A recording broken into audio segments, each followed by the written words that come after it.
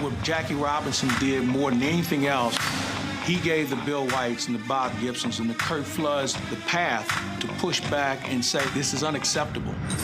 For a man who makes $90,000 a year, which isn't exactly slave wages, what's your retort to that? A well-paid slave is nonetheless a slave.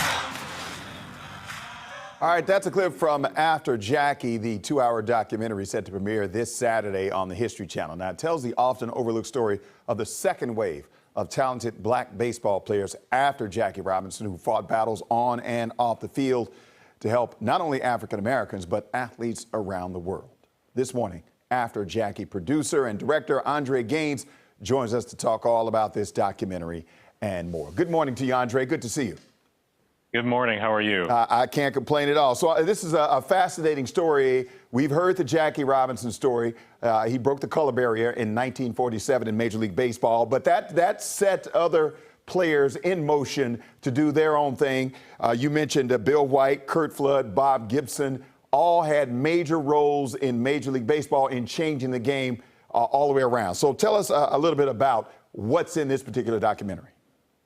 Well, thanks, first of all, for having me. Really, Jackie Robinson was just the beginning. I mean, he himself said that when he broke the color barrier in 1947. And following him, you have players like Bill White, Bob Gibson, Curt Flood, who are three other main characters that we talk about in this film.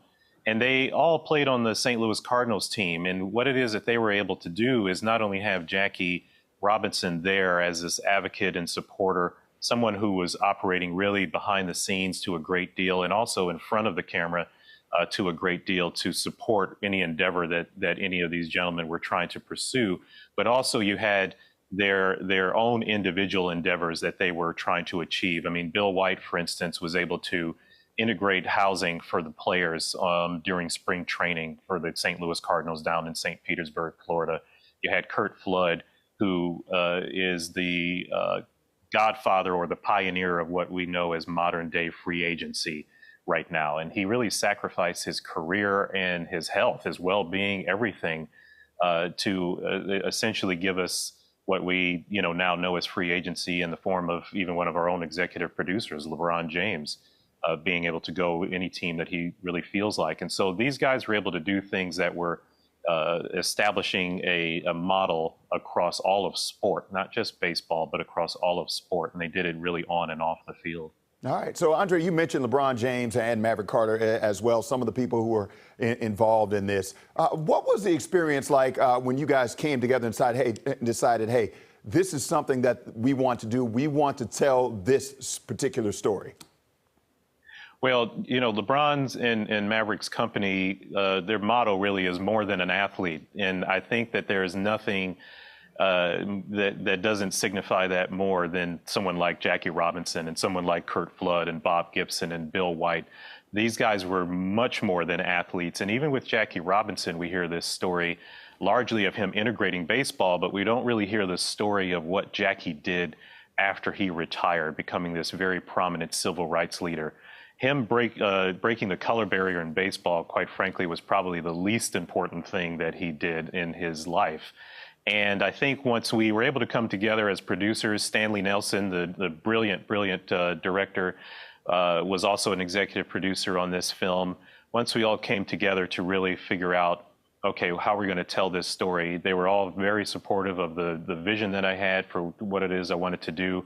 And there was so much groundwork, thankfully, that Stanley and LeBron had actually done prior to me stepping into the director's chair, that it made it a bit of a seamless process. Right. Real quick, we only have 30 seconds left. We could talk about this all day, but we only got 30 seconds left here to talk.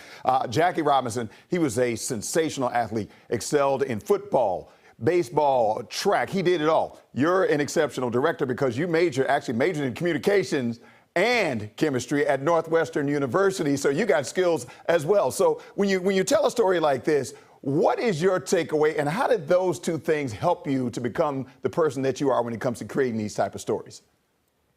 Oh, well, I guess you probably have to ask my parents that a little bit, but it's, I think a bit of a jack of all trades is a requirement in my business for sure, of being able to have a couple of different hats. And I think Jackie Robinson, set the model for such a thing to exist, quite frankly. I mean, he was somebody, like you said, who was a great athlete in so many different sports.